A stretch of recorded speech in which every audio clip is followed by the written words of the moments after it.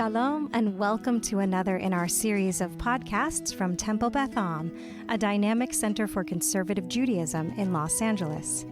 This is a recording from our 2023 Elul Learning Series, entering 5784, Sustaining Our Learning in Elul, with Rabbi Adam Kligfeld. Also, hello to anyone who might be listening to this via the Temple Beth Am podcast asynchronously, so I'm not going to guess what time it is that you're listening to it.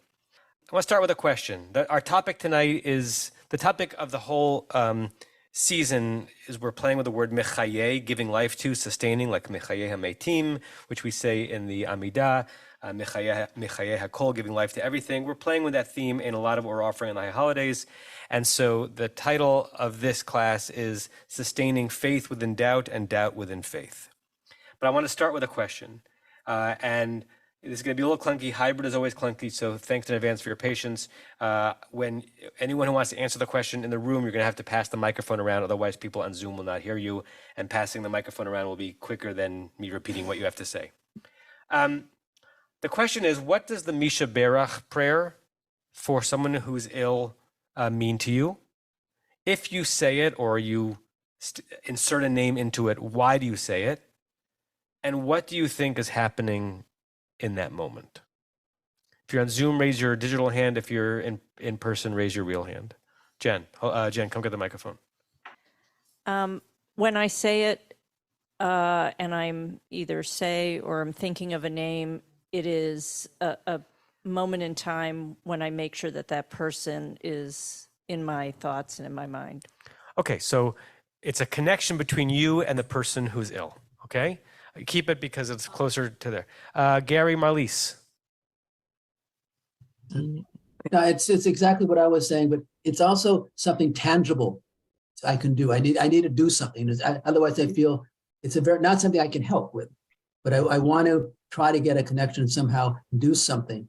And one of the ways I can do it is offer a prayer. Okay, so if I understand you correctly, it's kind of replacing the demoralization of being unable to help with a something. It replaces nothing with something. It reminds me of what some people say, the power of Shiva and the power of Kaddish is in a moment when you have no idea what to do. It gives you something to do. You have to do it. It's not that by doing it, it's magic and the person is brought back to you, but at least it's something, and it fills in the space, and it replaces nothingness. Michael, and then I saw a hand over here, then Barry, and then Carl, sorry. I think Carl, keep it. It makes the name of the person in front of the community in a sense, even though you might be saying it privately. You're bringing it to a community when you say a Misha Berach, and therefore it has greater power, I think. Great. So it has a communitarian purpose that it actually might let people know who's sick in the community or who has someone sick in their family, and it might invite more comfort being offered. Great. Carl, because you already have the mic, and then Barry, and then Barbara. We'll have a few more. So I was going to say, too, the communitarian announcement one we already heard. Don't need to repeat it. So I'll stick my neck out and say it invokes the cosmic spirit of healing and wellness, and maybe a little bit of that flows, but otherwise wouldn't. Great. So it's interesting. It took the fifth answer to say maybe the prayer is about God, right? Maybe when we invoke the God who blessed our ancestors and we're asking that God to bring healing to our loved ones, maybe we kind of want to mean it and actually do mean it, right? Maybe that the utterance of a bracha activates the cosmic machinery and allows refuah to flow in a way that we can't fully comprehend, but is substantive and real, even if it can't be proven, right? Maybe, in which case, you might see where I'm going with this, that the utterance of that bracha might be related to kind of a sociological phenomenon in a community, or it might be related to faith in a God who can heal. Barry? So, a similar mode. When I do a Misha Berach for someone, I'm a medium between that person's essence and the holy, and I'm a medium for that. But going further, in the way that we now do sitting, someone who's died, and we have what's the group called? Chevra Kadisha? The Hevra Kadisha, and we now do remote sittings. And so the person, wherever that person is, doing psalms or whatever they want to do, is acting as a medium between the Met and the holy. Great. And since we do allow that, and so there's something magical, we do believe this. And Great. Right, and he used the word mate. Mate means the deceased, right? And it's great that you used the word medium, because it may have been an unintended double entendre, because you're saying that you are the medium, you're the portal through which holiness can flow. And medium is also one of the words that we have in the English language to describe people who, who have little office spaces on the corner of, I don't know, La Cienega or Orlando, saying, come in here and communicate with your deceased loved ones. And our initial reaction might be to raise our eyebrows at that, and that's a little kooky, and someone's being taken for a ride. But when we participate in rituals like this, we're sort of leaning into the possibility that we serve as media, as portals through which some divine flow can be present. Barbara, last one on this.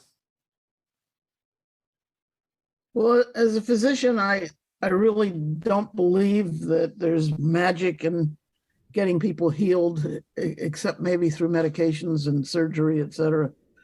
I do believe that some people, some diseases will heal themselves. But I do feel that when I say a Mishaberach, that I've already previously talked to the person about whom I'm saying this, or for whom I'm saying the Mishaberach, and I kind of hope that the ESP between me and that person is going through, and the person understands that I care about them and hope that they get better. Lovely, right? So even if you believe as a physician that it's mostly medication and the right recipe of approaches to healing is going to do the main job of healing, you're still leaning into the notion that by uttering this prayer, there is a connection between you and the one who's ill. And by inference, let's just be logical, and that would mean that by not uttering that prayer, there would be less of a connection. Right? Let's just say that out loud. I remember when my father, he used to live and be well, was diagnosed with a terrible cancer, I guess it's now 20 years ago, when when Javi was pregnant with Aiden. It was a cancer that we had really no optimistic reason to believe he was going to beat more than a year. It was a new subdiagnosis of non-Hodgkin's lymphoma called mantle cell lymphoma. As a Yankee fan, he kind of liked having a cancer named for the word mantle, but as someone who wanted to live, he didn't want that subdiagnosis. And met in bell curves that talk about the unlikelihood of certain phenomena happening. There are small numbers at the end of bell curves. They're not nothing, but they're small. And he was in the very, very, very, very luckily small end of the bell curve. And 20 years later, he's alive when nearly every person who got that diagnosis 20 years ago was dead within 3 years. And I remember he went through a terrible chemotherapy and then an autologous stem cell transplant where they harvested his stem cells from his bone marrow and then basically eradicated his bone marrow and rebuilt it from scratch. It was the kind of treatment that almost killed him, but ultimately saved him. Why am I telling you this? He's always been a religious person. He's never had an Orthodox faith. My father was raised by a Reform rabbi. He really thinks of himself as a Reconstructionist Jew, as most conservative Jews are when they're being honest with themselves. And he never really believed in a supernatural deity. That was Mordechai Kaplan's, puncturing of conservative theology, was that our traditions are meaningful to us, and there is a notion of godliness in the world, but it's not a being that intervenes, right? Which throws into question how we understand blessing.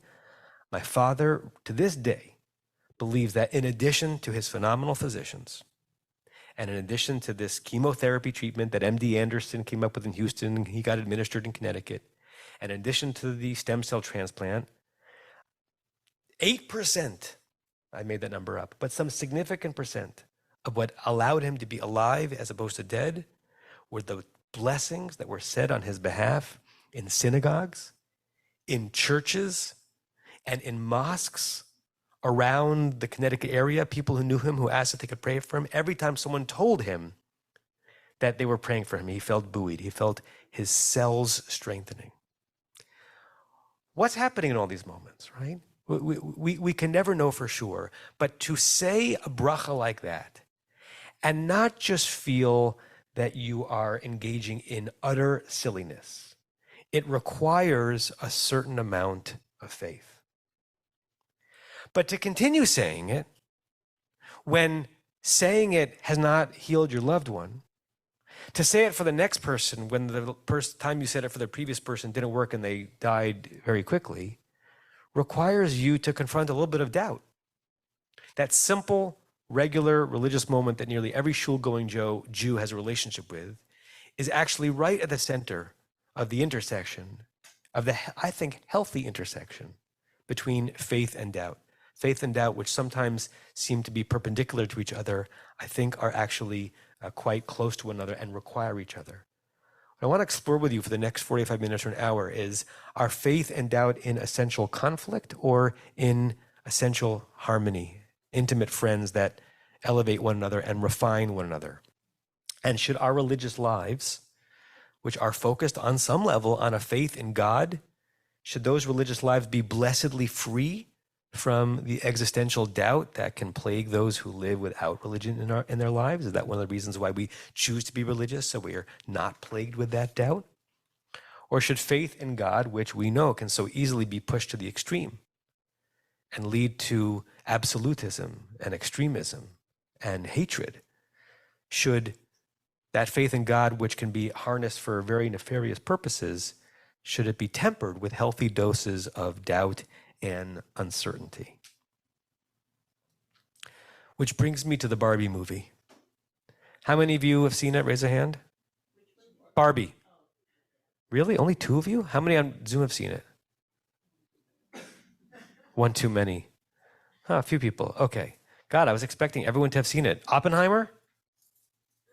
You're just not seeing movies? Is that what's going on here? That's fine. Go out, go to the movies. It's Elul. Go see a movie. Okay.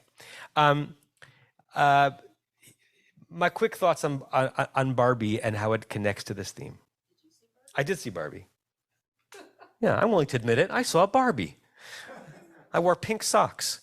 No, I didn't. I would have, but I didn't. The Barbie moved me on some level, and to be very clear, I'm not going to talk here about a lot of the content of the Barbie movie. Not that it's not interesting or worthy or have a Jewish connection to it, but it's not what I'm getting at. It reminded me in kind of the Netflix movie from about a year and a half ago called Don't Look Up. Did you see that with Leonardo DiCaprio? It was a movie with lots of familiar faces in it that was going right to the question of a warming climate and impending doom for our planet, and people preferring to go through their lives willfully blind rather than confront the reality. My problem with both of those movies, in as much as I enjoyed certain scenes and I enjoyed the acting and I enjoyed the cinematography and I'm moved by the content and by the ideology on some level of those movies, my problem with those movies is that they were a little bit too on the nose, too simple, too obvious, too unwilling to allow subtlety and layers into the argumentation, which is one of the reasons why they were so darn popular. Those movies brooked no doubt. Those movies invited everyone watching it to be all in, I believe, on the ideological statements that were motivating those movies. And there's nothing wrong with ideology, and there's nothing wrong with ideology trying to save the world and trying to save humanity. I bristled at what I considered to be a certain fundamentalism, a certain faith in the principles undergirding those movies that did not tolerate, didn't permit the watcher to experience any kind of cognitive dissonance when you're dealing with issues of power dynamics and gender in society. If you're not willing to tolerate a little bit of cognitive dissonance, then you're probably approaching the issue far too foolishly. And if you're not willing to tolerate a little bit of cognitive dissonance when it comes to the state of the world and in human beings' connection to a warming climate and what we should do about that. If you are willing to allow yourself to be a fanatic about it, I think you're probably approaching it a little bit too foolishly. The thing that was powerful about those movies is that they were obvious, they were simple, and they sold. And what works in media works in religion too. I want to say something very strident that people have heard me say before in different settings.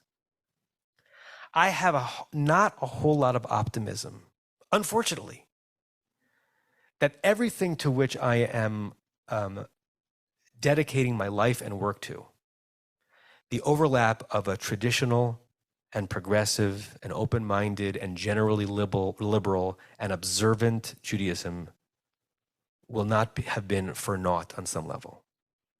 I don't have great confidence that in the year 2150, there'll be a lot of Jews in the world like us. I think Chabad will be doing great. And I think that the Belzer Hasidim will have 5 times as many people in their population as we do. And one of the reasons why that's the case, and why fundamentalist expressions of Mormonism and fundamentalist expressions of Christianity and fundamentalist expressions of Islam are both so numerous and popular, is the very reason why they are dangerous, I believe, and do something bad for the name of faith, the kind of faith living that we're all interested in. Because there is something that is compelling about unwavering faith. There's something compelling about certainty. It feels really good. I remember I spent a semester in yeshiva when I was in college. Many of you know, I had some credit before I started college. I did not go to a day school growing up. I went to public school and then a private non-Jewish school. I went to my synagogue Hebrew school and I got some private tutoring so that I could learn some Hebrew skills. And we went to shul every week. I learned how to daven and how to lane by just being in shul. But I was in my 3rd year of college and I was studying Jewish history and psychology, and I had a semester to play with, and I knew the Hebrew language pretty well, and I was a pretty educated Zionist, and I knew about Jewish ritual and life, and I'd never studied our text in the original. I'd never studied Rashi. I'd never learned a Mishnah intentionally. And so I spent a semester at a yeshiva in Israel called Yeshivat HaMiftar, sometimes referred to as Bravender's Yeshiva. It was one of the more liberal and open-minded Orthodox yeshivot at the time. And it was one of the places where I was told you could go as a proud and out conservative and egalitarian Jew. And as long as you weren't trying to impose that on them, you were their guest, that you would learn an enormous amount. You'd learn how to study the tradition, and to this day, I'm incredibly grateful to my teachers for bringing me into this sea, into this ocean.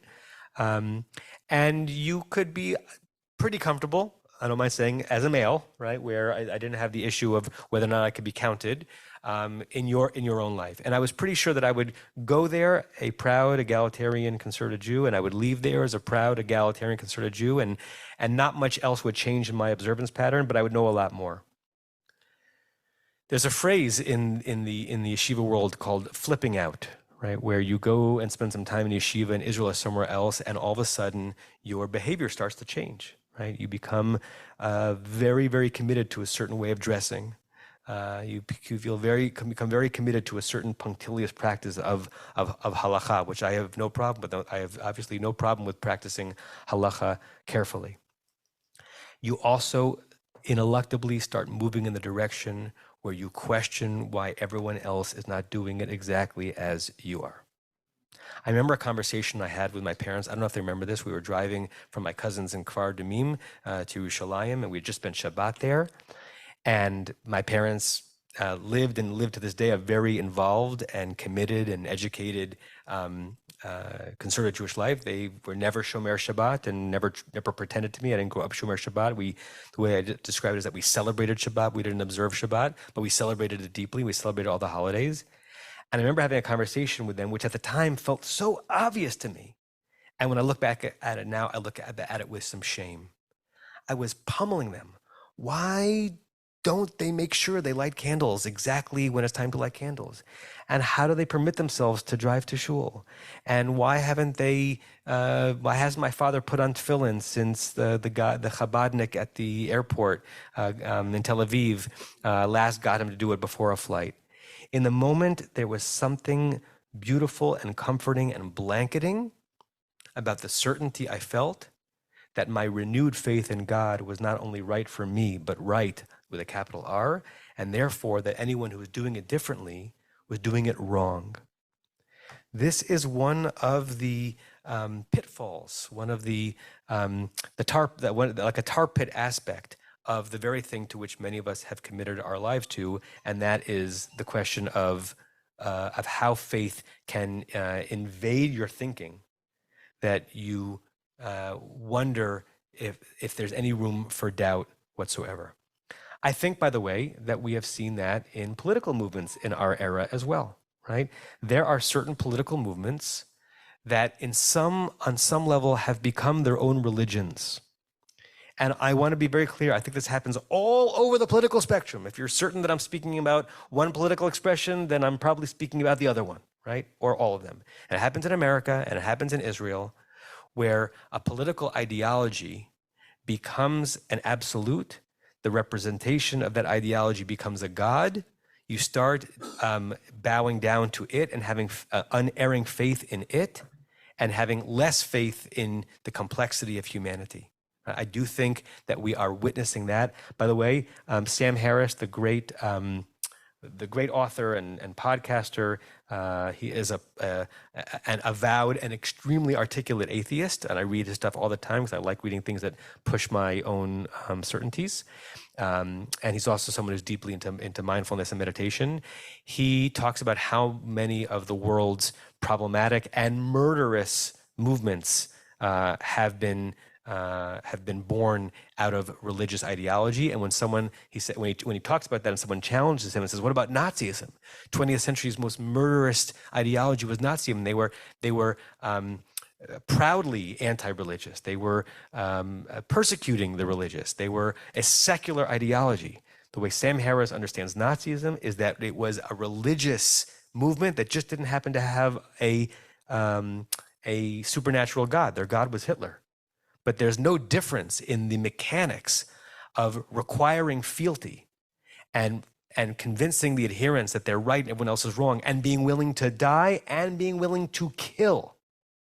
You're only willing to die and you're only willing to kill others, infidels, for something if your faith has no doubt. When your faith has no doubt, it's wonderful for you to go through life that way. It's often awful for almost everyone else around you. I want to spend some time figuring out whether faith and doubt can be compatible. And maybe the reason why some people who live their religious lives think it's incompatible is because they're misunderstanding what the word and concept faith are, and they're misunderstanding what the concept of doubt is. First of all, I want to make a distinction between, and to this I'm grateful for my teacher, Amicha Goodman, the difference between having faith in and having faith that. You can substitute belief in versus belief that. When people get lost or get caught in their relationship with faith and belief, they're probably getting caught because they are on the side of faith and belief that are about creedal statements. Faith that so-and-so is true. Belief that God does so-and-so. And if I question whether God does this or God is that, then all of a sudden I wonder if I have any faith at all. But faith in a higher purpose for humanity, faith in the world not being an accident and there being some divine reality that is beyond our comprehension, but is worth our living our lives in service of, is a different notion than faith that. And I believe that if you're on the side of faith that, then doubt will wreck you or will end your faith, because it'll be impossible to correlate the fact that you're doubting certain faith and creedal statements when you've been asked to believe in something completely. But faith in is open-ended. Faith in is not ruined by doubt. Faith in is strengthened and thickened and elevated by doubt. With that, I want to go to the first source on the sheet. So open up the Google Doc that Rabbi Schatz gave to you. I think I'm also going to share my screen so that anyone who's watching this afterwards on the Zoom capture can actually see the text. So it means I'll see the screen and I won't be seeing all of your wonderful faces on Zoom. I'll see some of them. Okay, it's almost impossible to talk about the significance of faith in our lives without going to the 20th century's greatest prophet, Rabbi Abraham Joshua Heschel.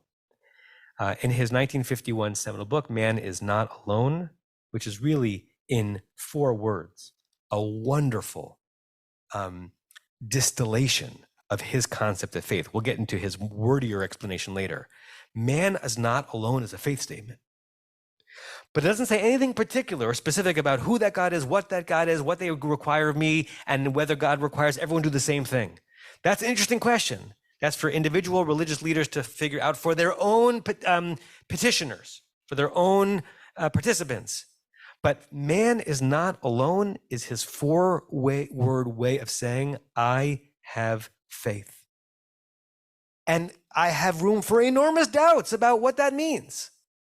But we're not here by ourselves. This is an extended section of that book. The whole extended section is called Radical Amazement, one of the most oft-quoted concepts of Heschel, and he refers to it in this first paragraph. I'm just going to read it. I think it's going to be easier. Normally, I would call on people. And if you haven't studied Heschel, it's rich, it's hard. Every sentence deserves an hour of unpacking. And there are a lot of sentences here, and we're not going to do them all justice, but I wanted to give you this pretty full section. The greatest hindrance to knowledge is our adjustment to conventional notions, to mental cliches. In other words, I think, once we become enslaved to easy and lazy thinking and just the way people talk about things, that's when our curiosity about the world comes to an end. On the other hand, I'm interpolating, wonder or radical amazement, the state of maladjustment to words and notions, parentheses, what a turn of phrase. Mostly we think of the word maladjustment as something we do not want to be in relationship to something about, right? He is saying you must have a certain maladjustment to all these normalized and secularized and rendered banal words and notions in order for you to have a sense of wonder and radical amazement in the world. So radical amazement, the state of maladjustment, intentional, wholly maladjustment to words and notions, is therefore a prerequisite for an authentic awareness of that which is. Standing eye to eye with being as being, English with Heschel's 5th language. Amazing what he did in English. Standing eye to eye with being simply as being, raising being up as the loftiest of notions, we realize that we are able to look at the world with 2 faculties. With reason, I'll add, the kind of reason that makes us question and doubt and rethink and be uncertain. We need that. And with wonder. Through the first, we try to explain or adapt the world to our concepts. That's a good thing. That's how science develops. That's how relationships have a chance of lasting. We're trying to use our mind to make the world make sense in a way that comports with our understanding of reality. Through the second, wonder, we seek to adapt our minds to the world. So it's the opposite process. Wonder is, this is the world. This is what I have been gifted with. How can my minuscule pusillanimous brain behold it a little bit? That is wonder. The doubt, that part of the reason in the first part of the process, doesn't undo the wonder and the faith in the second part. They're just happening all the time in our one little mind. Wonder rather than doubt is the root of knowledge, which again is an interesting turn of phrase because we normally think that doubt and curiosity is what pushes us to inquiry and knowledge. And he's not putting down doubt. He's just making a distinction between doubt and wonder, and I'm using wonder as a stand-in for faith and belief. Wonder rather than doubt is the root of knowledge. How? In other words, the business of doubt is one of auditing the mind's accounts about reality rather than a concern with reality itself. Doubt comes in not when I'm trying to actually learn more about what is real, but trying to figure out where is the gap between what I currently think the world is and what it actually is. And if I go down that rabbit hole, I'm obviously going to get to some dead ends, and I'm going to be in doubt. And there's nothing wrong with that. It deals with the content of perception rather than with perception itself. And the content of perception is significant because that's the way a human being deals with the world. But it's one step removed from perception itself. And his understanding of perception is simply, but it's not simple, perceiving the world as it actually is. That is the aspect of wonder or of faith. First, we see, we take things in, we discern. Next, we judge. Once we see something, we judge something about it. And we form an opinion, and thereafter we doubt.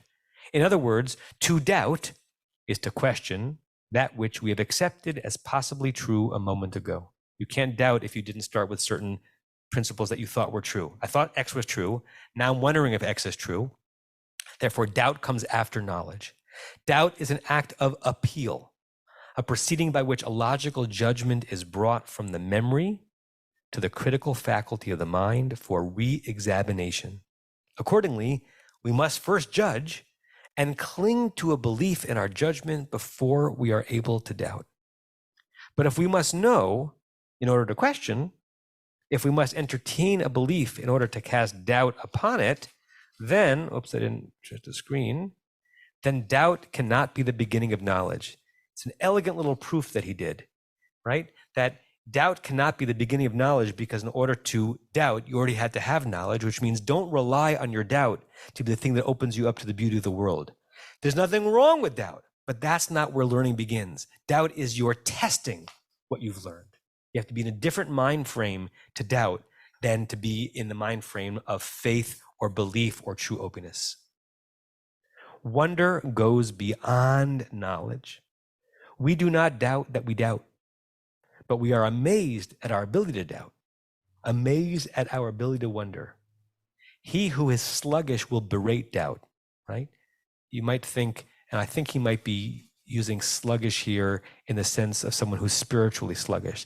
And I'll use very colloquial terms. If you think you're very frum, but you're not really willing to think hard on what your religious reality is, you might think that doubt is a terrible thing. I have no space for doubt. My community has no space for doubt. My yeshiva has no space for doubt. My religious life has no space for doubt. And my tzitzis has no space for doubt. That's sluggish thinking, no matter how particular you are about your hechshers. He who is blind will berate wonder, right? In other words, if you are saying that wonder has no space because all you are is a rational person who judges and doubts, then you're actually blind to what the world has to offer. Doubt may come to an end. Wonder lasts forever. Wonder is a state of mind in which we do not look at reality through the lattice work of our memorized knowledge, right? Kind of rote memory. Heschel had an encyclopedic command of the rabbinic literature, but he didn't rely on that. Those were the accoutrements to his faith. But his faith was something enormously bigger than that. The lattice work of our memorized knowledge, that's impressive. You have to know the tradition to be able to wield it. But that's not what wonder is, in which nothing is taken for granted. Spiritually, we cannot live by merely reiterating borrowed or inherited knowledge. Boy, do we do that all the time. And that happens more in a frummer zone where it's considered to be a triumph to repeat by heart what Rashi said 1,000 years ago. I love studying Rashi. I love having Rashi break open a verse for us. But it's not the apex of religious life to know Sforno's commentary on the Torah by heart. But in some parts of the religious world, it's been upended, and that becomes the apex of a life of faith, not according to Heschel. It will tell you only nothing is taken for granted. Each thing is, I skipped a line. Inquire of your soul, what does it know? What does it take for granted? It will tell you only no thing is taken for granted. Each thing is a surprise. Being is unbelievable. We are amazed at seeing anything at all. Amazed not only at particular values and things, but at the unexpectedness of being as such, at the fact that there is being at all.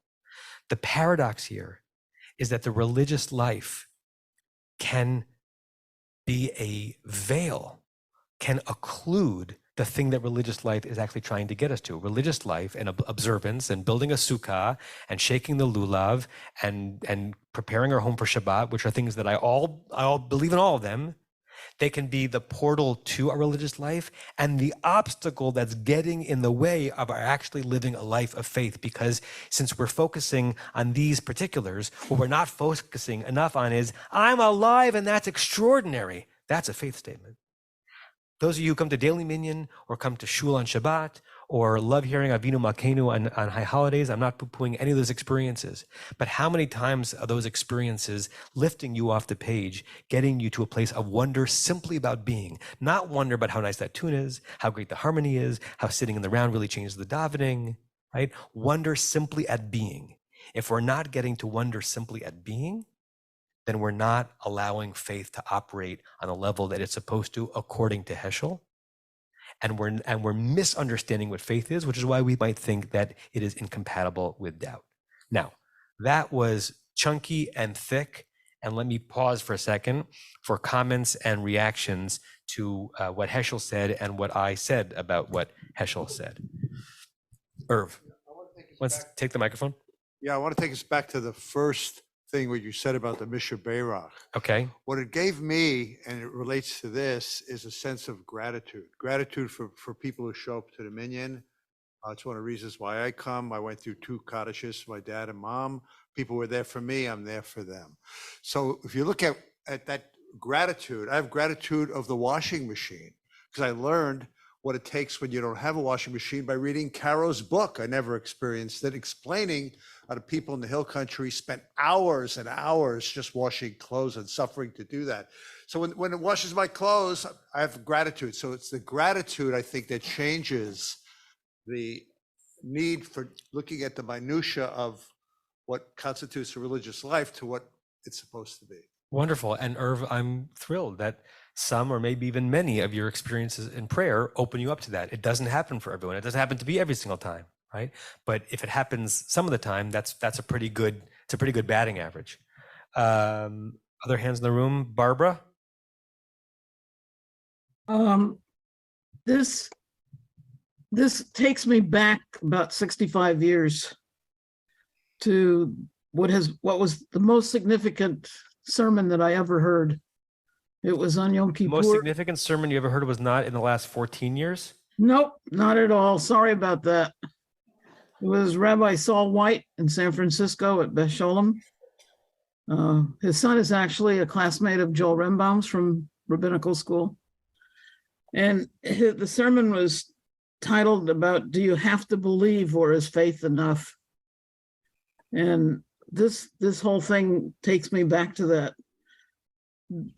I mean, I was a 20-year-old college student or 22-year-old, medical student. I don't know exactly which year it was, but it was a long time ago. And it was really important to me because he stated you don't have to believe something. As he said, scientists can't believe something they can't see. But having faith, you can have faith that there is a God. You can have faith in things that have gone on in the world, but you don't have to necessarily believe what you can't see. And that's okay. And this really takes me back there and makes me feel good. Thanks, Barbara. Anyone else on Heschel before we pivot? Yes, Kathy. Can someone bring Kathy the microphone?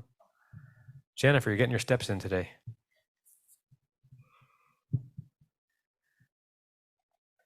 I think the having faith that, or having a feeling that something connected, had in several ways for me. And one, Barbara was talking about going back. When my grandmother was sick and I went to see her in the hospital and I went home, I knew something, it was going to be soon that she was gone. And that night we got a call, and I was in the den and I got the call. That feeling of, why did I go to see my grandmother that day? She wasn't conscious. I mean, she was conscious, but she didn't know anybody. Why did I do that? And it happened at the right time. When I was teaching in Madeira at a non-Jewish area in high school, I was a high school teacher. I went to shul 3 times on Friday night. The first one, the women said, "Come back, we have men.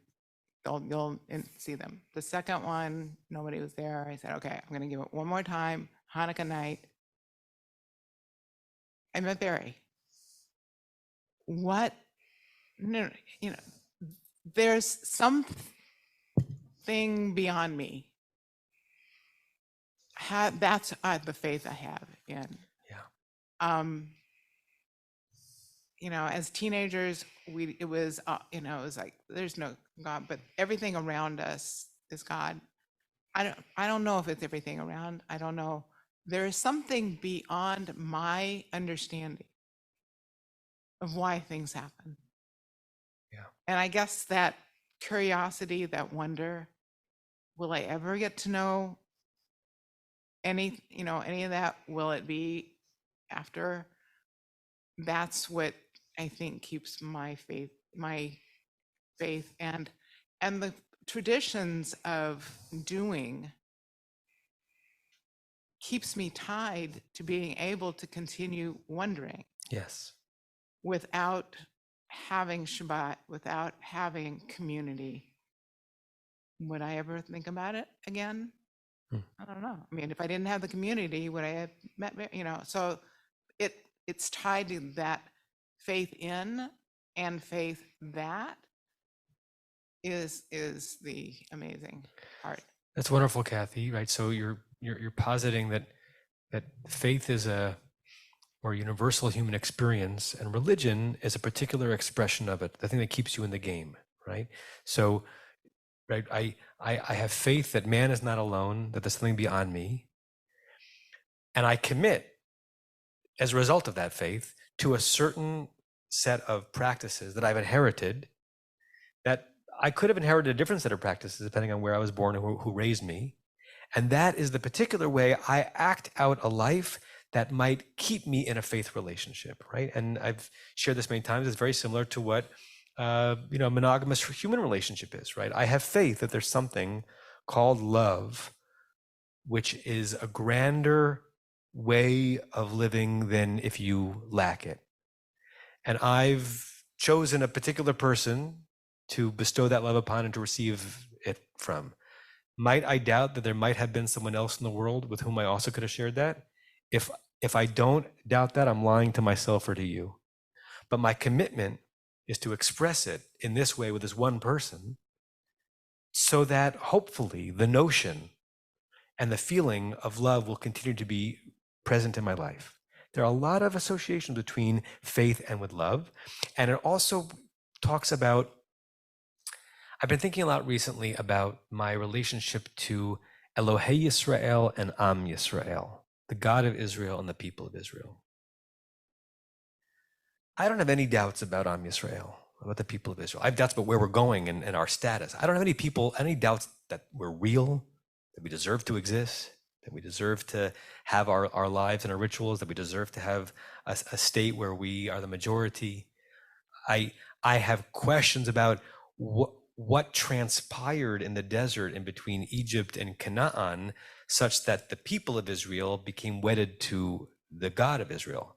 But I have no doubt that our ancestors who lived in the land of Canaan 3,000 years ago were actually our ancestors, and they bequeathed to us a set of practices, and that we are part of that nation. I have enormous doubt about Elohei Yisrael. I'm a rabbi, I daven, and I'm a teacher, and I'm committed. I have enormous doubt about who, what, Where? Why? Once I start thinking of a God of a particular people, or the God that we have named, that we believe is the God of the entire world, but we have a special relationship with. It's possible, I believe, to live with utter faith and conviction in being attached to the tribe and the nation and the people who have expressed their religious life through a faith that is sometimes present and sometimes shaky in the God of Israel. And those two things can coexist. And I think that kind of healthy doubt is a bulwark against fundamentalism and against absolutism. And sometimes I wish that more people, just wait for 1 second. That's okay. She's trapped. It's okay. Okay. A phone was going off in the room. It's okay. Thanks, Raul. Right? And I wished that more people who waved the banner of faith evinced more doubt to make room for others who don't live lives exactly as they do. And having said all of that, I do want there to be a notion of God in my practice. I want to simultaneously divorce God from my practice and fill my practice up with God. Why do I want to divorce God from my practice? Because they're different things. God is my faith that I'm not alone. Practice is my way of expressing that I have a commitment as a Jew. They're connected, but they're not the same thing. And I want to divorce it so that I never think that when I'm doing a particular halachic act, I'm doing it because God wants me to do it that way, and God doesn't want anyone else to do it differently. I want to divorce God from my practice so that I don't become haughty. I don't become judgy, even though I have to make judgments all the time about what our synagogue permits and prohibits. I want to divorce God from practice so I'm never willing to harm someone for my practice or berate someone for their practice. And I want to infuse my practice with God so that I'm not just a member of a club and I'm not just a member of a team that decided what its own rules were, and that my expression of Judaism and my ritual practice can have something lofty attached to it. I had this conversation, debate, machloket, argument for months and months and months with one of my teachers, Professor Moshe Benovitz, who's a professor of Talmud and Halacha at the Schechter Institute in Jerusalem, where I studied for a year as part of my rabbinical studies. Incredibly knowledgeable man and gifted teacher, grew up in the Orthodox community in Riverdale, New York, made Aliyah, and I don't think he doesn't really care about denominational labels, but for all intents and purposes, he lives as a very observant, egalitarian Masorti Jew and teaches at the Conservative Rabbinical School in Jerusalem. I remember walks up and down Jerusalem where we talk about this, where I would say, Moshe, when I put on tefillin, and when I kiss the mezuzah, and when I figure out if this is kosher or not kosher, and when I check to make sure 3 stars are out before I'm doing Havdalah, I have no idea if behind any of that there's a God who expects that of me. But I'm still willing to do it, and I want to do it, and I'm driven to do it, and it's a magnet for me to do it because it's the only way for me to stay in the conversation about whether or not there's a God in the world. But I don't know if those moments God is listening. And Moshe would get angry at me, not really angry, but in a battle with me. He would say for him, it's all about God. Why do it, Adam, if it's not God? Why get up and go to Minyan if God doesn't want you to? Why be committed to a certain limited practice if there's not some divine plan that you are acting out? We had this machloket 27 years ago, 26 years ago, and I'm still in the midst of it.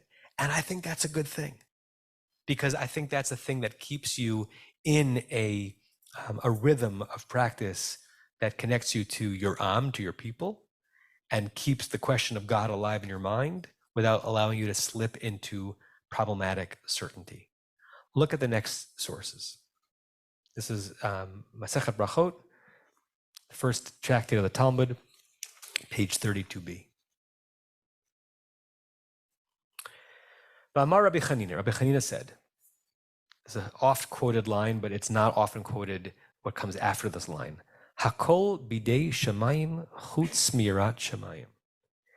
Everything is in the hands of heaven, which is Talmud speak for everything is in God's hands.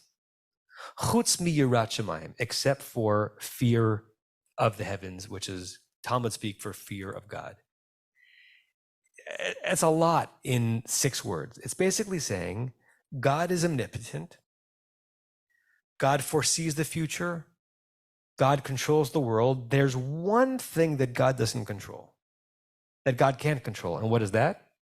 Whether or not you believe in God.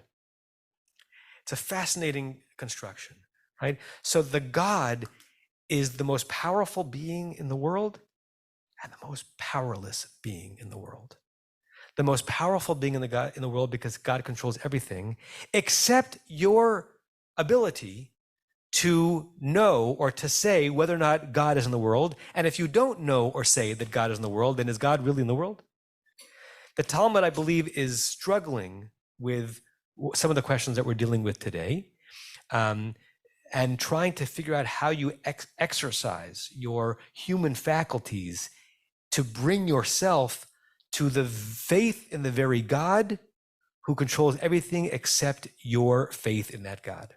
Shenemar, as it says, a quote from the 10th chapter of the book of Deuteronomy, V'ata Yisrael ma Adonai Elohecha shu'el mimcha me'imach ki im lira.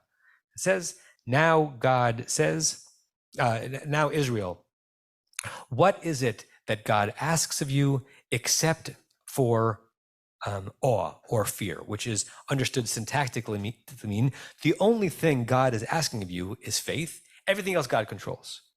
Right? So that's not really what the verse means in context, but that's what it means in the Midrash, right? That is it to say there's only one thing that you really need to do to exercise your religious life that God can't control for you, and that is whether or not you believe in God.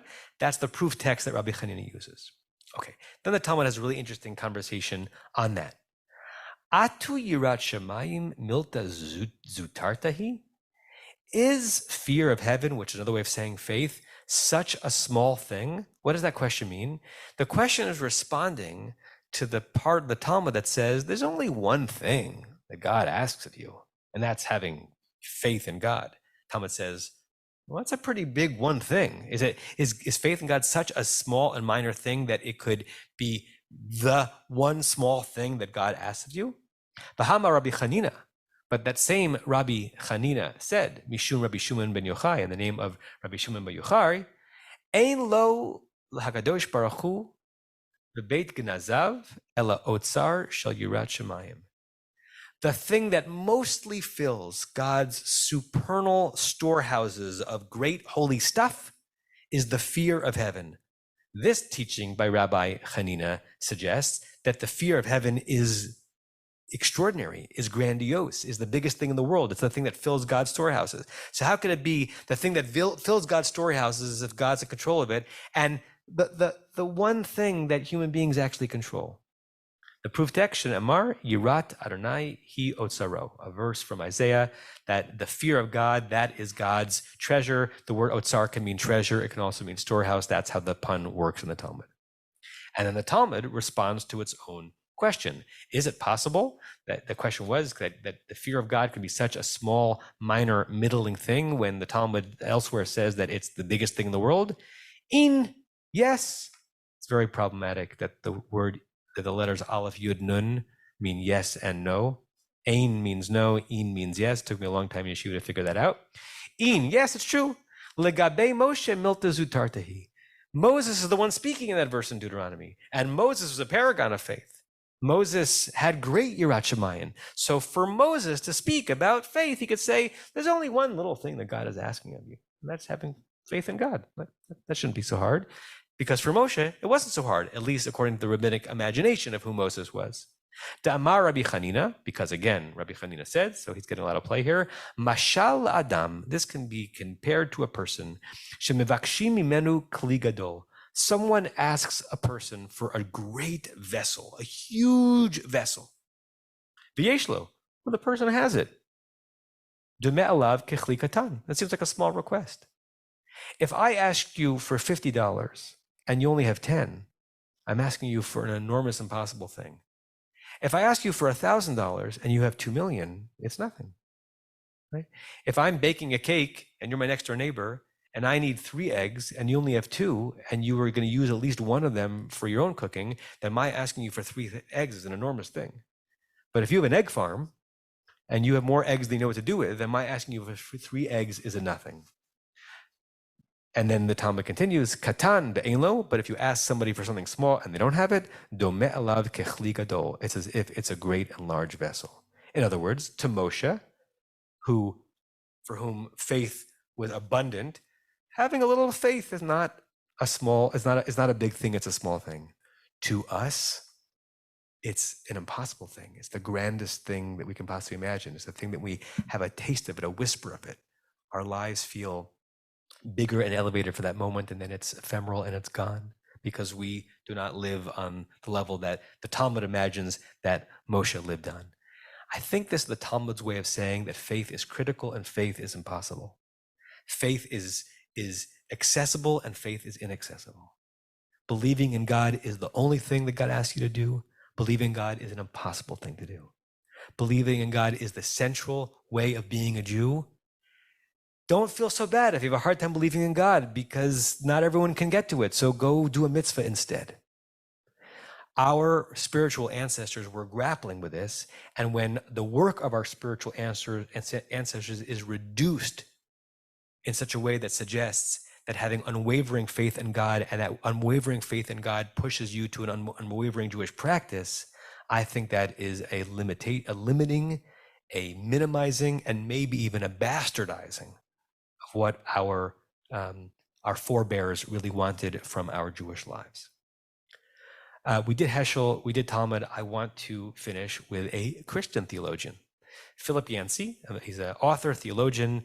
I had not come across him until recently, and he's got a lot of interesting things to say about faith and doubt. And even though his practice of religion is different than ours, right?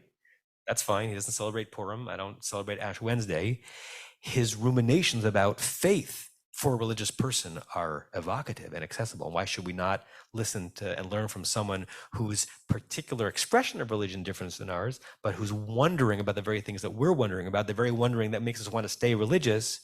We have something to learn from. Inquisitiveness and questioning are inevitable parts of the life of faith. Parentheses. Some people I meet in the conversion process say the reason why they fled Christianity and came to Judaism is because they believed they were confronting a Christianity that was not permitting of inquisitiveness and questioning. So I think Philip Yancey is a particular kind of Christian theologian, and I'm obviously attracted to him, but it's not necessarily the dominant theme in evangelical Christianity or even with Roman Catholicism. Where there is certainty, there is no room for faith. That should be, I like that on my tombstone, if any of you are around when that happens, right? Because it's pushing against the orthodoxy, and I'm using that term with a double entendre, that faith requires certainty. Where there is certainty, there's no room for faith, because if you're certain about something, then I don't need to have faith that there's gravity. I'm certain there's gravity, right? I don't need to have faith that 1 and 1 equals 2. I'm certain about it. So I want my certainty to be in different realms than my faith. I encourage people not to doubt alone, rather to find some people who are safe doubt companions. Hello, here we are, right? You're all coming out of the closet tonight. And also to doubt their doubts as much as their faith. Lovely turn of phrase. But it doesn't help simply to deny doubts or to feel guilty about them. Many people, after all, have been down that path before and have emerged with a strong faith.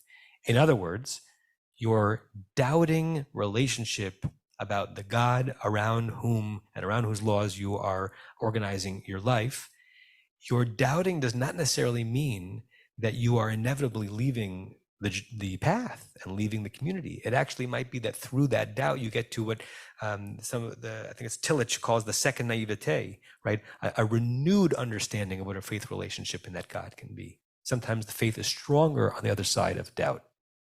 I see faith not so much as an intellectual assent to a series of concepts, faith that, but as a relationship with a living God, faith in. Feelings deeply affect every relationship. For example, I've been married for decades. Name any feeling, good or bad, and I've probably had that feeling toward my wife. Yet the commitment to marriage binds me to her regardless of the feeling of the moment. This, I think, is what Kathy was saying before about God and her commitment to religion. I confess that there are also times where I have to act as if I love her when the feeling lags. That's normal, I believe, in any long-term relationship. I tell every wedding couple that I work with that if I only put on tefillin in the mornings that I woke up replete with the faith in the creator of the universe and the God of Sinai, I'd put on tefillin occasionally, not every day. If I only kissed my children in the moments that I was overflowing with tender compassion for them, they would be emotionally malnourished, right? Sometimes we wrap and sometimes we kiss a mezuzah and a child and a spouse and a friend in order to reawaken the feeling and the faith that was there recently, but I can't find it in this moment. But maybe by acting in that way, I will bring it back. We looked at how, and we'll end with this, how in the Talmud in 2,000 years ago, and in Heschel last century, and in Yancey this century, there seemed to be a healthy tug of war or dance between faith and doubt. I think it goes back even to the Tanakh. Many of us know Psalm 23, right?